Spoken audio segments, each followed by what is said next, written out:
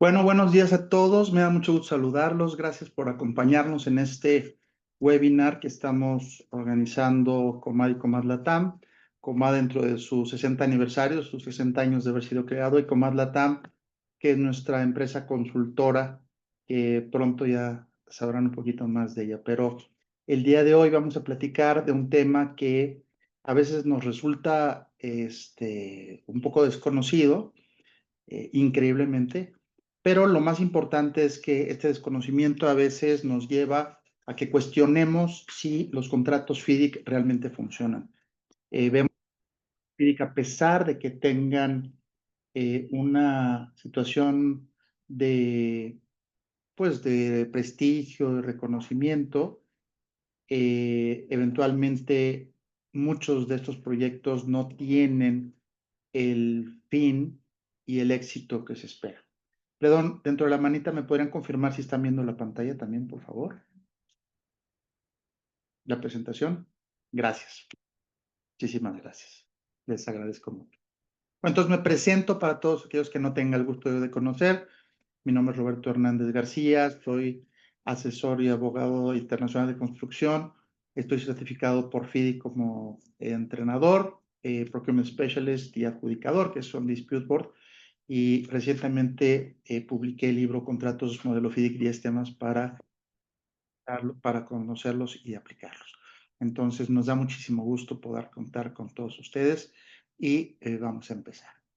Entonces, lo primero que quiero decirles es que este es un webinar que yo traigo desde hace mucho tiempo en la mente porque regularmente se me acercan algunas personas y dicen, es que FIDIC no funciona, es que FIDIC no sirve, es que no nos adaptamos, no lo entendemos, etcétera. Y la verdad tiene muchos temas y muchos aristas que es importante conocer.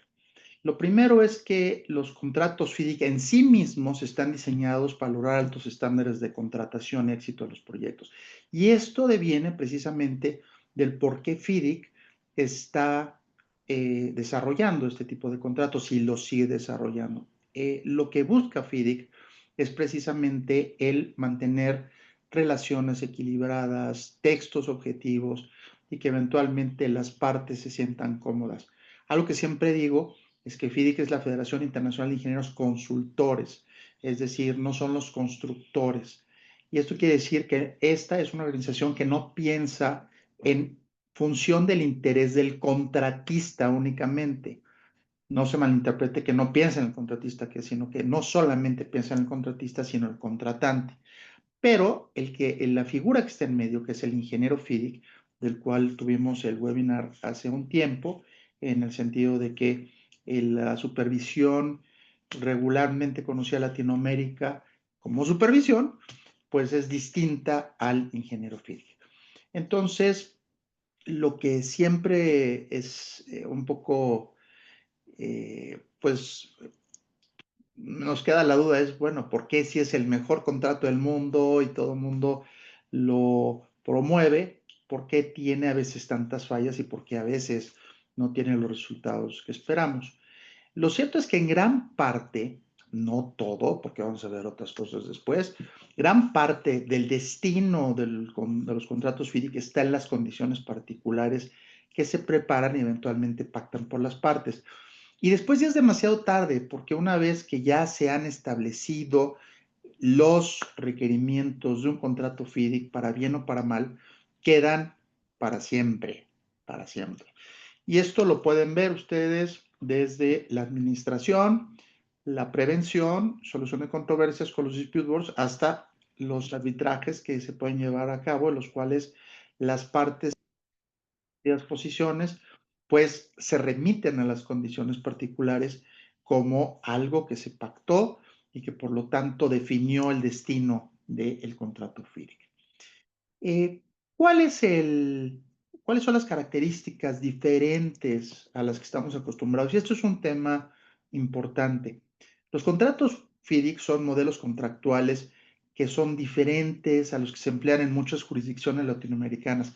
En muchos de mis talleres y cursos siempre les digo, a ver, ¿cómo es tu contrato local? Y entonces, como tenemos en México, que es un solo documento en el que tú tienes tu encabezado, luego tienes tus declaraciones, tienes tus cláusulas, tienes la firma de las partes en un solo documento. Y no hay otro documento complementario o distinto al clausulado, salvo los anexos. Y entonces, empezando por ahí, empezando porque hay que entender que este tipo de contrato tiene una conformación distinta. Los contratos nacionales, por así decirlo, se encuentran en un solo documento, resultado de la voluntad de las partes o de la legislación local, en el caso de contratos gubernamentales, mientras que los contratos FIDIC se integran por dos apartados. Las condiciones generales, que son las que se contienen en estos libros que ustedes ven aquí, entre otros, que son rojo, amarillo y plata. Esos libros, que son las condiciones de contratación que propone FIDIC, son los estándares y las mejores prácticas. Y estas cláusulas son precisamente las que se entienden como el contrato FIDIC. La verdad es que ese nunca será el contrato FIDIC final, porque se necesitan adaptar las condiciones generales a través de las condiciones particulares. Y esto es en un documento distinto. Entonces, esta es una diferencia significativa porque si no estamos acostumbrados a conocer lo que son las condiciones generales y las particulares, pues tampoco comprendemos que esta es una estructura muy particular. Vamos a tocar un poquito qué son las condiciones generales y las condiciones particulares. Las condiciones generales son las cláusulas que han sido redactadas por FIDIC como cláusulas modelo.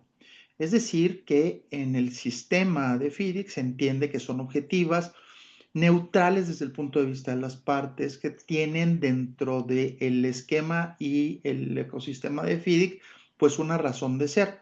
Y se trata de textos diseñados, elaborados con cuidado para asegurar su funcionalidad de aplicación dentro del sistema FIDIC.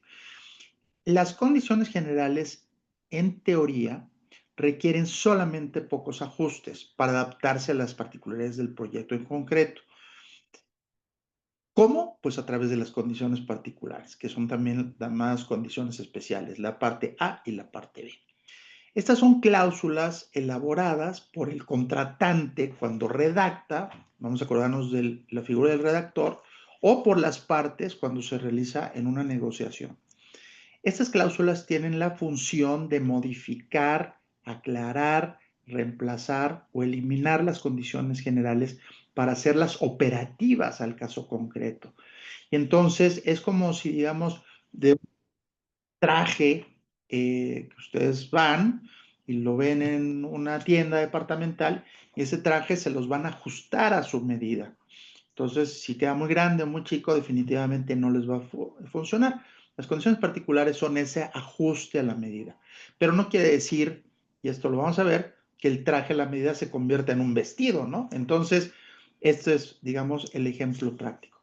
Lo importante es que dichas cláusulas, es decir, las condiciones particulares, tienen una prioridad frente a las condiciones generales. Es decir, una vez que están establecidas, estas operan sobre las condiciones generales. Y esto es el gran problema que nos encontramos. Bueno,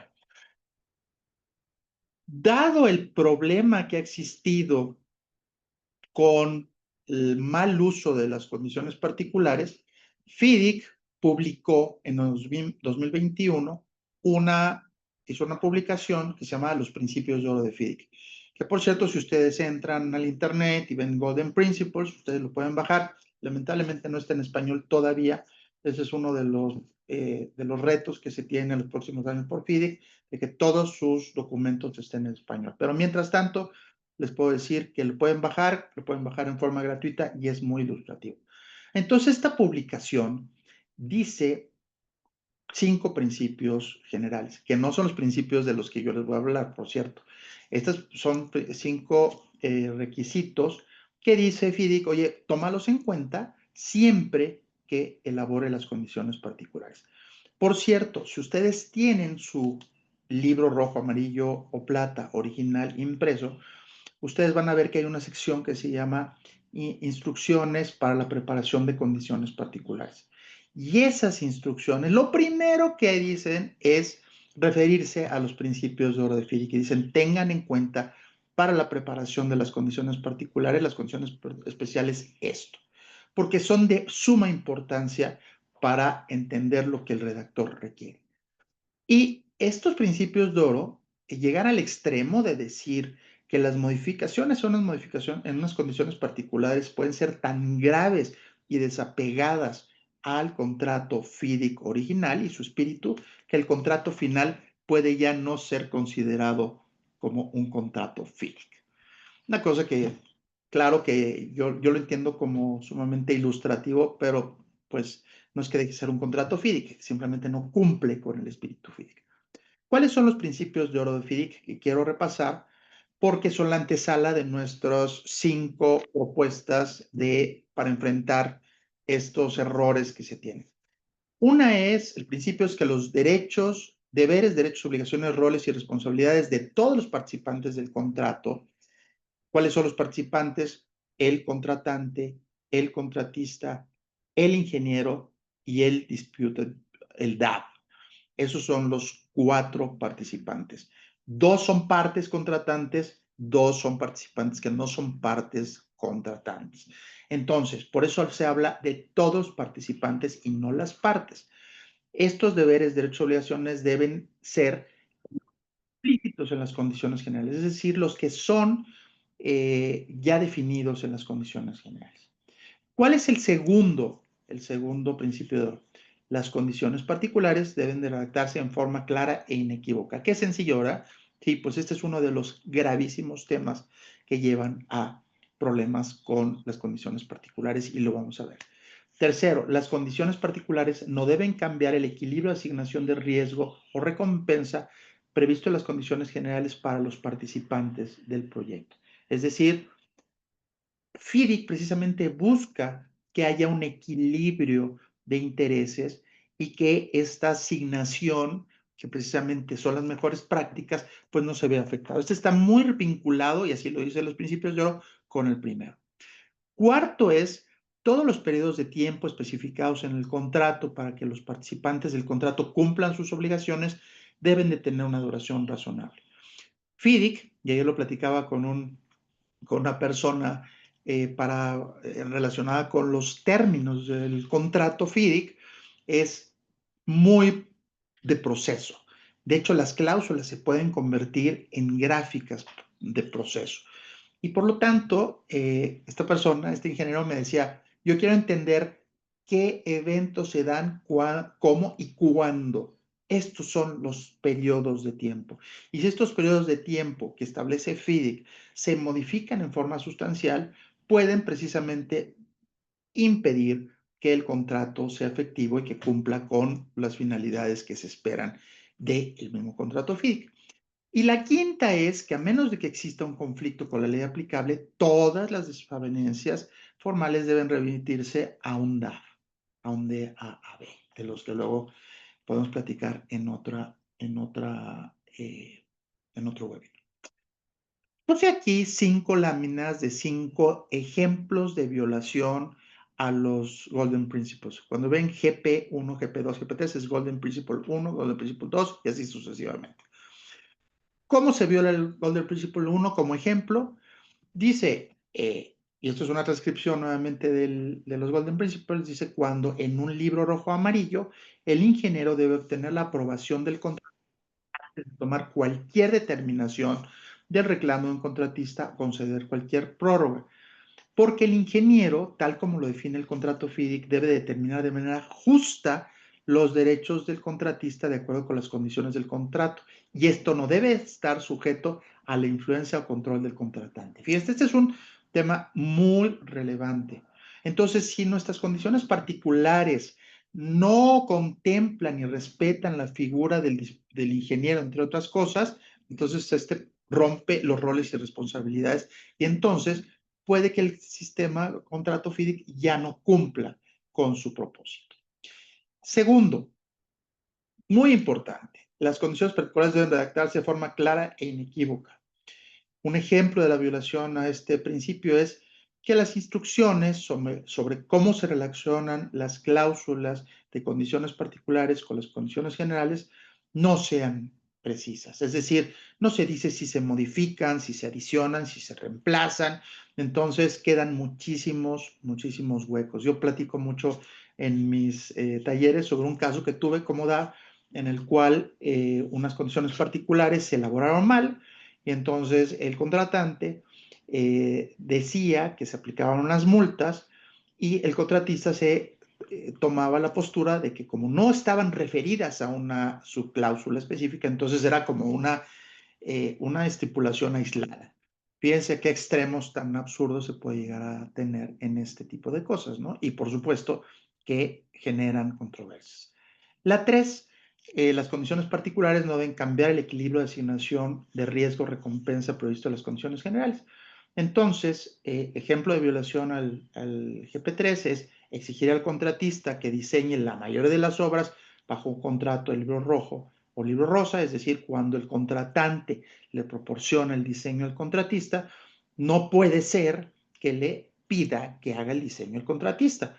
Eh, Increíblemente me ha tocado ver casos en los que el libro rojo le pide el diseño completo al contratista y la respuesta del contratante es porque así siempre lo hemos hecho. Bueno, no es la mejor de las respuestas, pero tampoco lo deseable desde el punto de vista objetivo. Y tampoco el tema de que el contratista asume el riesgo de condiciones físicas imprevisibles bajo un libro rojo, rosa o amarillo. Esto es solamente un riesgo que se asume cuando hablamos de un libro plata. Y finalmente, no finalmente, estamos en el cuarto, todos los periodos de tiempo deben de ser razonables. Ejemplo de violación, exigir al contratista que notifique un evento o circunstancia que podría dar lugar a un reclamo dentro de los 5 días, cuando tiene 28 días, ¿no? Entonces, esto realmente es cuando va evitando la participación y más de el contratista y va limitándole sus responsabilidades. Debo decirles que este particularmente puede llegar a ser muy subjetivo, tomando en cuenta los intereses de las partes y además la duración del contrato. Si el contrato es muy corto, puede ser que 28 días sea un plazo muy largo, pero esto es solamente una notación que me ha venido muchas veces de casos que me han sucedido, ¿no? Y el GP5 es el hecho de desaparecer un DAO. Es decir, cuando se eliminan todas las cláusulas que hacen referencias al DAB o al DAB o se restrinja el ámbito de aplicación del DAB para excluir ciertas determinaciones del ingeniero. El DAB tiene que conocer todo. Entonces, estos son ejemplos de violaciones. Bueno, entonces pueden ir al documento, leerlo, etcétera, etcétera. Pero parece muy sencillo simplemente leerlo. El problema es que si tenemos los principios de oro, ¿por qué a veces hay tantos problemas? Y esto es lo que yo he llegado a conclusiones que pues algunos de ustedes consideran y los que no, pues me dará mucho gusto escuchar. La realidad es que aunque tengamos todo este sistema, hay mucho desconocimiento y mucha falta de capacitación y de comprensión sobre el contrato en sí mismo. Entonces, por ejemplo, el redactor no conoce cómo funciona el contrato FIDIC. Entonces, si no conoce cómo funciona el contrato FIDIC y cuáles son los derechos, responsabilidades, obligaciones del ingeniero, del DAB, del contratante, ¿cómo voy a seguir el principio de oro 1 o 3? ¿No? O cómo voy a entender que las condiciones particulares no puedo modificar los términos y plazos, pues porque tienen una razón de ser. Entonces a mí me parece lógico 28 días porque me parece mucho tiempo, pero simplemente se va variando con el propósito de hacerlo más accesible o más fácil a lo que yo conozco. El redactor no entiende las figuras del ingeniero, el DAP, por ejemplo, ¿no? Entonces las elimina o modifica por su desconocimiento, las incluye como supervisor y finalmente lo peor es cuando el redactor utiliza el contrato FIDI como una bandera, es decir, estoy utilizando el mejor contrato del mundo, etcétera, etcétera, pero en realidad no tiene intención de utilizarlo adecuadamente porque pues sabe que tiene un equilibrio contractual que no siempre funciona en en todos los regímenes, ¿no? Entonces, lo que yo he venido pensando, que se los comparte la razón de este webinar, es si tenemos contratos, tenemos toda una filosofía, tenemos los principios de oro, la verdad es que todo esto se debe de entender por el redactor del contrato y eventualmente por el que lo recibe.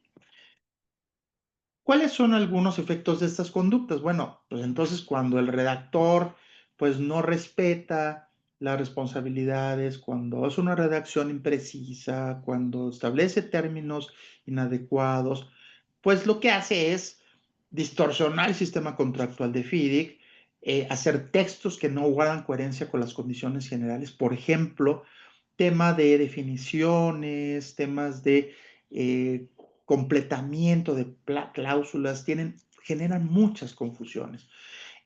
Cuando desaparecen la figura del DAB o cuando distorsionan la figura del ingeniero, entonces ya las demás cláusulas van perdiendo sentido, porque precisamente el contrato FIDIC lo que hace es tener toda una lógica contractual y por lo tanto ya las expectativas y los beneficios del contrato FIDIC se pierden y por lo tanto pues todo el mundo dice es que los contratos FIDIC no funcionan, no me sirven. Y la verdad es que esta es la gran semilla, digamos, el pecado original, la gran semilla de los problemas. Después habrá otros problemas como la administración, la prevención de las disputas, etcétera, que son otra materia. Pero esto es propiamente un tema que yo he visto reiteradamente como el gran origen y problema de las interpretaciones contractuales y el nacimiento de las disputas. Entonces, ¿cuáles son algunos consejos prácticos que les proporcionamos para los redactores de las condiciones particulares? Pues son algunos muy sencillos. Primero es capacitar a las personas que preparan el contrato. Formen al equipo encargado de elaborar los términos del contrato. Y FIDIC tiene muchísimas herramientas. Si ustedes entran en la página de FIDIC, está la explicación de los contratos. En sus contratos hay guías de instrucciones para preparar las condiciones particulares. Están los principios de oro, está el FIDIC Academy. Hay muchísimos recursos hoy en día para poder acceder a una mejor instrucción de los que preparan el contrato, sobre todo para aquellas personas que tienen la responsabilidad de sectores gubernamentales. Es muy importante que entiendan este sistema contractual porque lo van a hacer operar en relación a su propio sistema administrativo. Y me han tocado discusiones realmente fascinantes, ¿no? Y muy retadoras de cómo, inclusive cumpliendo con todos los parámetros y cánones de los contratos FIDIC, hay temas administrativos que no son nada más el tema del ingeniero y del DAP. El proceso de pago, por ejemplo, el proceso de aprobación, el proceso de relación entre el administrador de proyecto interno y el ingeniero. Cuando nos referimos a un contrato de tipo gubernamental, no opera el contrato solo, sino que opera dentro de una administración pública y esa administración pública tiene que tener la conciencia de cómo definir y cómo hacer operar ese contrato. Eso implica un tema de capacitación, implica un tema de entendimiento. Tuve hace un par de meses una discusión súper interesante, casi de 4 horas, de cómo hacer operar dentro de la administración de un estado la cláusula de pago, porque eventualmente la responsabilidad es de un servidor público que tiene que autorizar el pago, pero desde el punto de vista FIDIC es el ingeniero el que tiene que aprobar. Entonces, respetando la figura del ingeniero, que era lo que ellos querían, cómo tenía que haber una serie de disposiciones administrativas internas que pudieran hacer funcionar esto. Lo mismo pasa con el ingeniero, ¿no? Como si yo tengo figuras como supervisador, como fiscalizador, cómo puedo llegar a alinear al ingeniero FIDIC. Si yo no tengo conocimiento claro de lo que hace el ingeniero, de lo que hace dentro de los reclamos, del acuerdo de terminación, etcétera, no lo voy a entender tampoco y voy a regresar a la figura del supervisor, que no es la figura, como vimos en el otro webinar, que funciona. Segundo, el tema del DAB, ¿no? Hay lugares donde no tenemos, empezando por México, ¿eh? Yo siempre digo que en México no tenemos todavía este desarrollo con FIDIC, pero en muchos países ya es muy, muy discutido y muy bien entendido el tema del ingeniero y el tema del DAP. Pongo el ejemplo de Perú, aquí saludan queridos amigos de Perú y de este hermoso lugar, este hermoso país, donde ya está muy discutido el tema del ingeniero y de los DAPs, o sea, son unos campeones de estas dos figuras. Y ahora inclusive lo incorporaron en su ley gubernamental.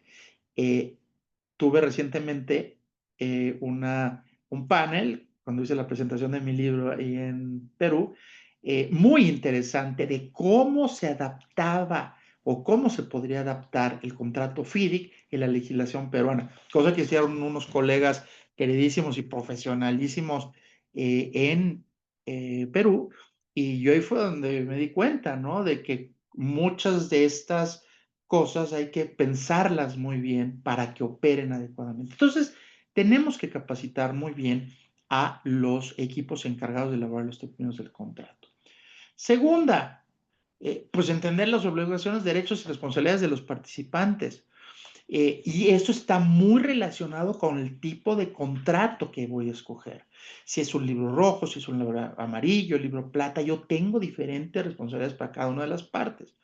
Una de las cosas que siempre vivimos es que cuando estamos redactando el contrato, por naturaleza, yo creo que es instintiva, le trasladamos a la otra parte las responsabilidades que no queremos asumir o que no son claras. Bueno, este es un gran problema cuando tenemos contratos muy bien definidos en su forma de contrato en el Project Delivery System.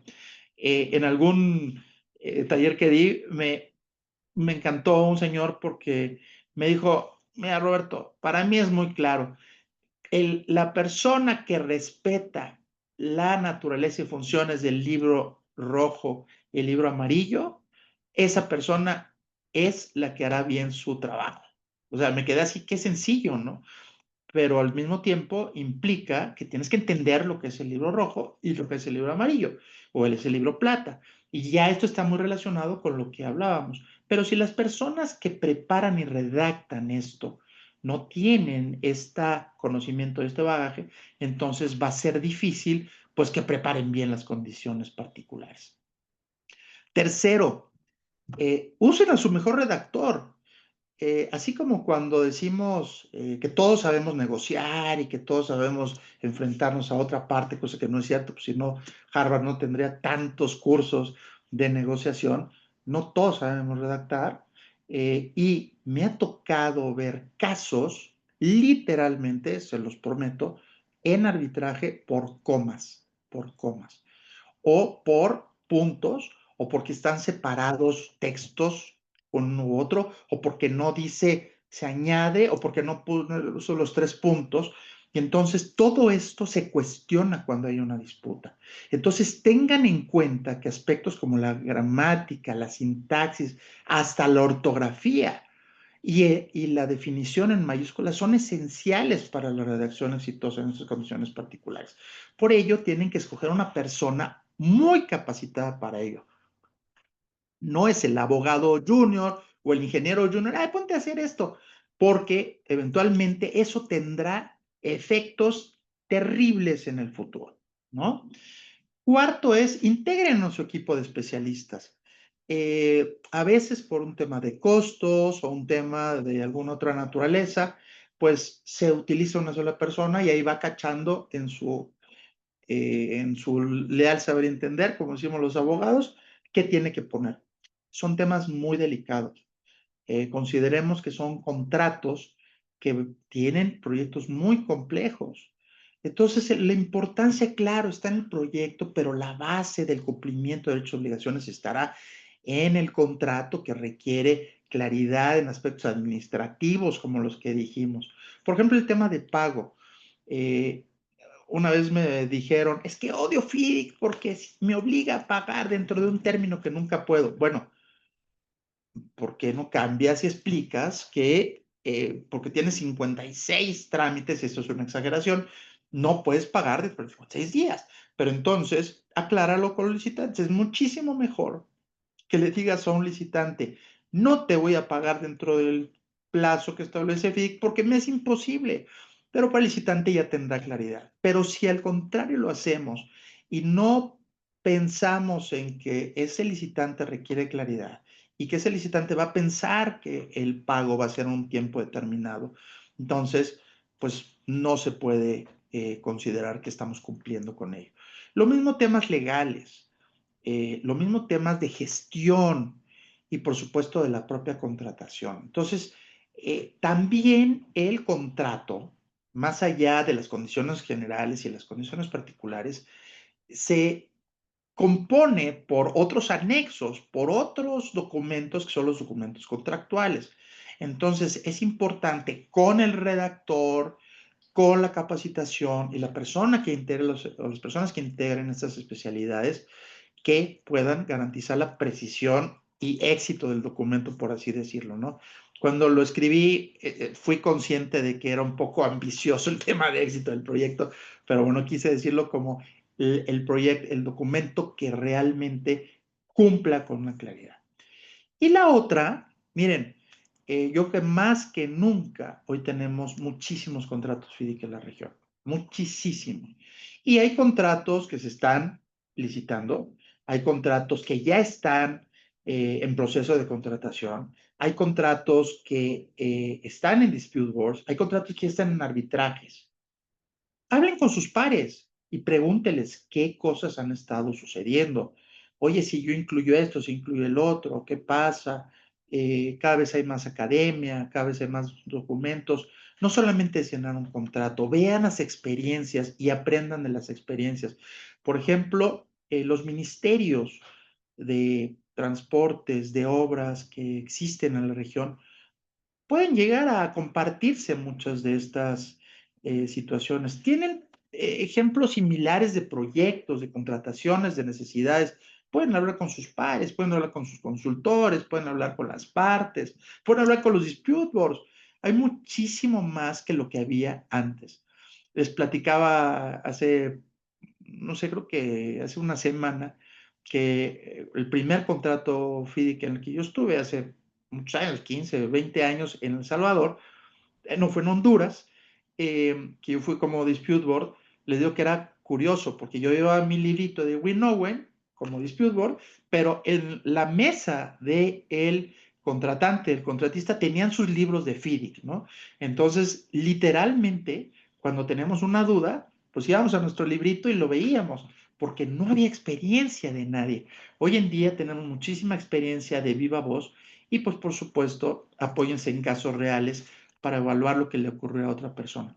Estos son 5 temas prácticos que yo creo que lo que son más de lógica que de lo que espera los principios de oro. Los principios de oro dicen claramente lo que debe de hacerse, pero si no tenemos un grupo o un equipo o capacitación o desarrollo para que esto se lleve a cabo, pues los principios de oro y las condiciones generales y todo esto no se van a llevar a cabo. Entonces, los consejos prácticos para los receptores, es decir, aquí hay algunos amigos contratistas y licitantes. Lamento decirles que pues va a haber otro webinar que va a decir, va a ser el cómo el receptor, es decir, las personas que licitan, los contratistas, qué pueden hacer para ayudar al receptor cuando haya licitación. Y aprovechando estas frases tan caricaturescas que estoy haciendo, entonces pues poniendo, no eres lo que no supiste defender, 5 consejos para licitantes y contratistas de contratos FIDIC. Es decir, cuando licitamos los proyectos como contratistas, a veces no revisamos todo eso. Y les voy a decir uno de los tips. Uno de los tips es tenemos que participar en las juntas de aclaraciones. Tenemos que nosotros también, como licitantes, entender qué es el contrato FIDIC, entender cuáles son los roles, derechos y obligaciones, entender cuando no está bien redactado. Requiere mucha atención. No es el tipo de contrato común que eventualmente simplemente presentamos la carta de oferta porque tenemos que evaluar cómo se configuró por el redactor y cuándo es el momento de hacer notar estas inconsistencias o de sugerencias es cuando se estamos contratando, no cuando ya contratamos, porque entonces terminamos en todo tipo de problemas. Bueno, entonces, si están interesados, de todos modos lo vamos a mandar en redes y todo esto, pero si les interesa, y además si les interesa que les mande esta presentación, escríbame rhernandez@coma.com.mx y encantado de hacerlo. Entonces, reflexiones finales que me gustaría compartirles es, los contratos FIDIC resultan tan efectivos o deficientes en la práctica como la intención del redactor al adherirse a la filosofía, esencia y propósito de FIDIC. Por ello, es esencial que las condiciones particulares sean elaboradas correctamente por profesionales que comprendan el sistema, el contrato y el proyecto y que puedan redactar y preparar de manera adecuada los documentos contractuales. Y antes de terminar, veo que hay algunas preguntas, me encantará poderlas atender. Primero, dice asistente anónimo, en contrato, libro rojo, FIDIC, si no se estipula que el ingeniero deba rediseñar una parte de la obra que estaba mal diseñada, es responsabilidad del ingeniero rediseñar. Depende si es el ingeniero el que estaba contratado o no estaba contratado, pero si no estaba dentro de sus responsabilidades claramente, no, porque el ingeniero tiene, conforme lo dice el contrato FIDIC pues, los términos de la cláusula 3, el ingeniero tendrá las responsabilidades y funciones que el mismo contrato le atribuya. Es decir, hay ciertas funciones inherentes en el contrato FIDIC para el ingeniero. Una de ellas es representar al contratante y segunda, pues llevar a cabo todas las acciones que establece el propio contrato. Sin embargo, puede ampliarse en lo que es temas de diseño, temas de supervisión en otras áreas, ambientales, técnicas, etcétera. Entonces, es una muy buena pregunta porque lo que hay que tener claramente definido es qué le voy a pedir al ingeniero. Nota, al primero que se contrata es al ingeniero, precisamente antes del libro rojo o amarillo. Y ese ingeniero debe de contratarse primero como ingeniero. Un problema persistente que ha sucedido es que el ingeniero es contratado como supervisor. Entonces el supervisor tiene ciertas responsabilidades inherentes de la práctica. Y entonces lo que yo he sugerido, y lo han implementado en muchos pliegos, es decir, independientemente de que lo contrates como supervisor o ingeniero FIDIC, si lo contratas como, o lo llamas como supervisor en la convocatoria para que tengas más con empresas, entonces di que es para que cumpla la responsabilidad del ingeniero FIDIC y que este ingeniero tendrá todas las responsabilidades que tiene en el libro rojo o libro amarillo, porque el libro rojo o amarillo no se firma por el ingeniero. Entonces, las responsabilidades realmente están en el libro rojo o amarillo. Respuesta, solamente si el libro rojo o amarillo te estipula que debe, perdón, el libro rojo te estipula que debe de rediseñar. Esa es la respuesta. Miguel, mucho gusto saludarte y qué bueno que pudimos resolver el tema del acceso. Dice, es el mismo, no es que el otro no entraste. Muchas gracias. Fredesvinda Figueroa, mucho gusto. Dice, ¿cuándo se debe comprar el contrato FIDIC Libro Rojo y segunda edición con sus enmiendas? Hago esta consulta porque actualmente estamos en el proceso de contratación de la empresa diseñadora y la empresa supervisora del diseño que posteriormente sea el ingeniero. Bueno, entiendo que si ustedes son la empresa diseñadora y la empresa supervisora, cómprenlo ya, pero sobre todo es importante que eh, con su contrato van a tener que ver cuáles son los términos de contratación. Una cosa que también sucede es que hay desconexión entre lo que entiende el ingeniero o la empresa consultora y el contratante. Lo dan como por hecho. Entonces, yo les diría, Fresvinda, que más que comprar el libro, primero, está bien que lo compren y está bien que lo entiendan perfectamente, pero entiendan muy bien con el contratante qué es lo que va a hacer el contratante y cómo va a operar ese contrato y qué obligaciones y derechos les van a imponer a ustedes. Es lo primero que les diré. ¿Cuántos ejemplares es recomendable comprar? Solamente uno, porque ustedes no van a formar parte del contrato libro rojo. Es más, ustedes no deben realmente de comprar un contrato. Me parece muy importante. Yo tengo toda mi suite de contratos, pero pues nunca, no soy un contratista, pero para referencia es muy importante tener un libro en físico. Entonces, cómprenlo en el momento en el que consideren, pero ustedes no van a ser, no los van a vincular por el contrato del libro rojo, pero lo van a operar. A ustedes los van a contratar por un contrato de prestación de servicios, de consultoría y eventualmente un contrato libro blanco, que es en el que contratan al ingeniero. Eh, y mi querido César, ¿cómo estás? Qué gusto saludarte. Te debo una llamada, me queda. Entonces te mando un abrazo. Buenos días. ¿Cómo la banca multilateral puede colaborar con la entidad para que no se desnaturalice las condiciones generales, en particular el ajuste de precios, los riesgos del contratante, la no sumisión del ingeniero, el propietario, la no naturalización del DAB, el establecimiento claro de las reglas de arbitrar? Bueno, esto lo dijiste clarísimamente en la reunión de la DRDF de Lima. Me lo tengo clarísima esa pregunta que tú hiciste y le contestó nuestro querido amigo Roberto Laguado. Es importantísimo. A mí lo que me da mucho gusto, mucho gusto, es que, por ejemplo, el BID está tomando unas cartas impresionantemente fuertes en el asunto para ser activos y cada vez ser más insistentes en eh, decir qué se tiene que hacer, cómo se tiene que hacer, insistir en la figura del DAB, insistir en la prevención. O sea, creo que el BID, con quien tengo muchísima más cercanía y agradezco muchísimo su confianza, veo que está haciendo un trabajo fenomenal para educar a sus usuarios, para lograr mejores condiciones, pero esto es un reto, porque así como esta institución tiene un equipo robustísimo, comprometidísimo, hay otras instituciones que tal vez no tengan la misma fortaleza en equipo por N razones, no es una crítica, o todavía no lo vean como un punto de fortaleza. Pero les diría, mi querido César, que efectivamente, creo que así como la banca multilateral ha sido fundamental en implementar, hacer que estos contratos entren al mercado, también va a ser muy importante que les hagan notar que no solamente es que entren a FIDIC por entrar a FIDIC, sino que tienen un propósito.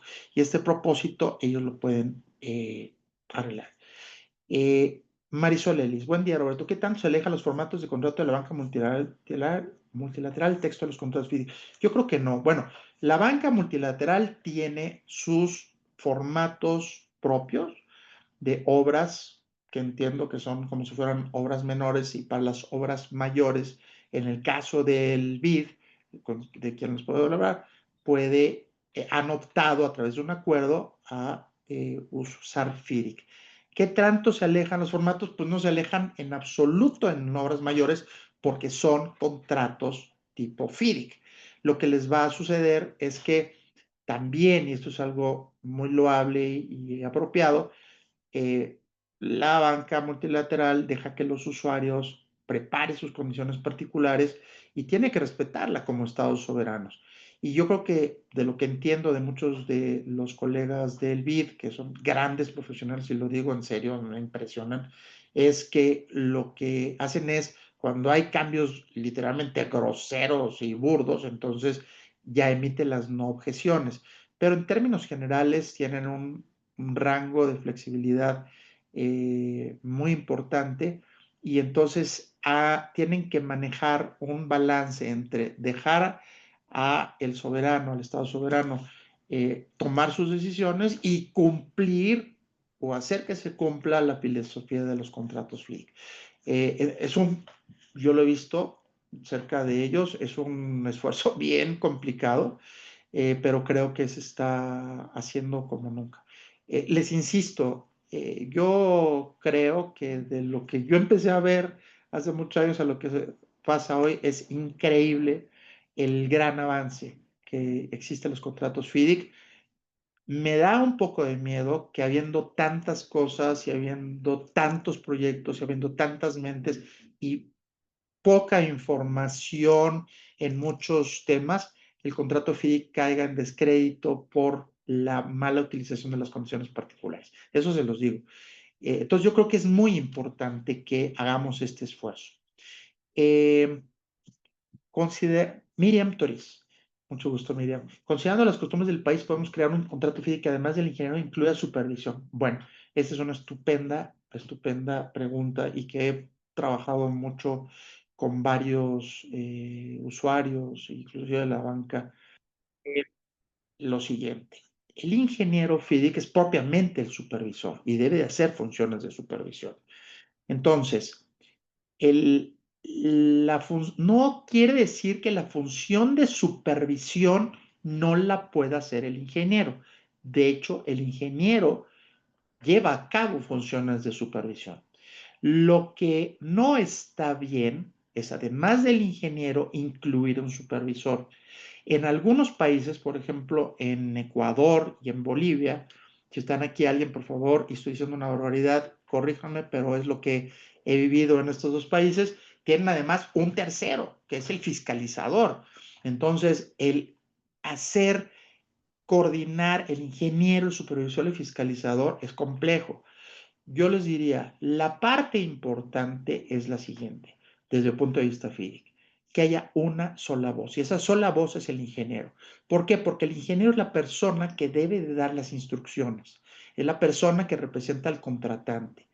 Y he escuchado más de una vez que dicen los contratistas, es que hay dos personas que me dan instrucciones. Entonces el ingeniero viene y me dice una cosa y luego dice, el supervisor dice otra, y si bien les va, o si no mal les va, también viene el contratante y los llama, ¿no? Entonces puede haber inclusive eh, imprecisiones o cosas que no funcionan de esta naturaleza. Por eso ay, Pati, eres tú, querida. Perdón, es que me pusiste Miriam.